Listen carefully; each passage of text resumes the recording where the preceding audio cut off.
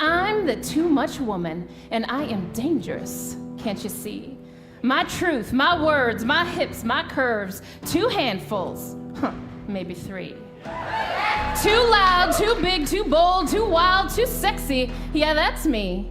And I won't sit down, shut up, or dim, turn it off, hide away, baby. I was born a too much little girl in a big fat Greek family. And I was fed compliments along with second helpings of everything because food and words are how we love in my family. They called me beauty queen and blue-eyed princess. And those words, they tasted as good as mama's cooking.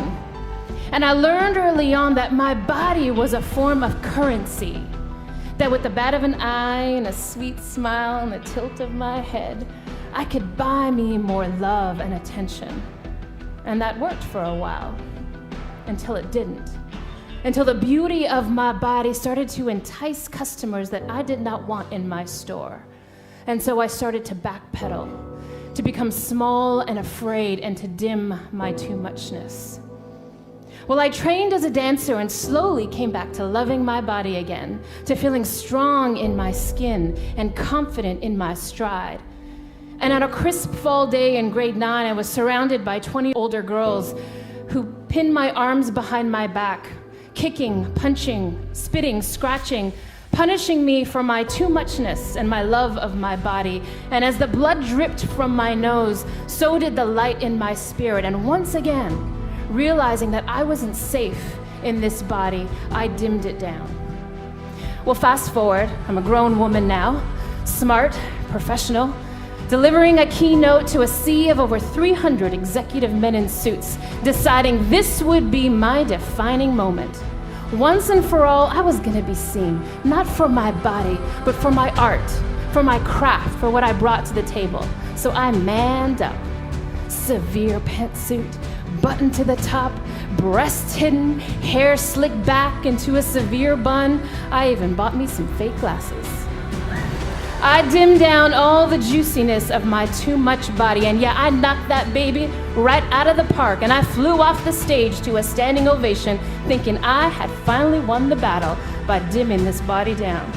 And there I was, strolling along in my self-celebration, when I was approached from a man from the audience who asked if he could walk me to my car.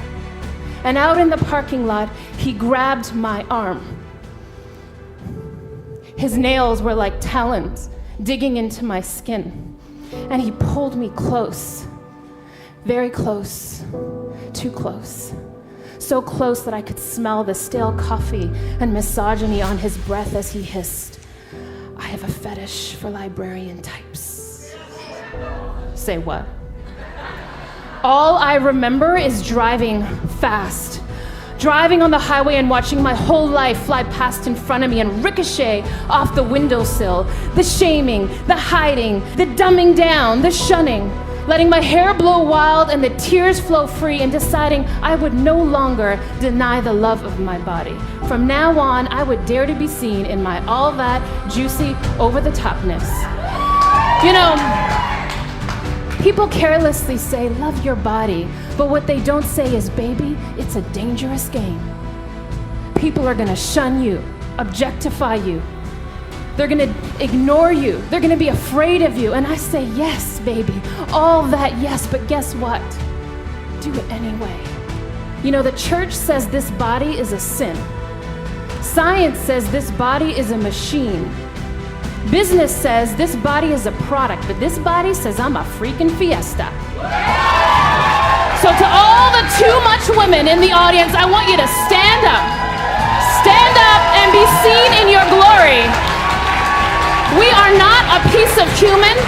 We are not flesh and ass and temptation.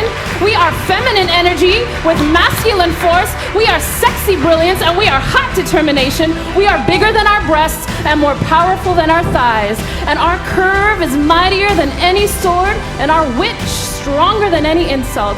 We are not here to radiate, to taunt you, to provoke you, to threaten you. We shine not for your adoration. We shine because, baby, you just can't dim the sun.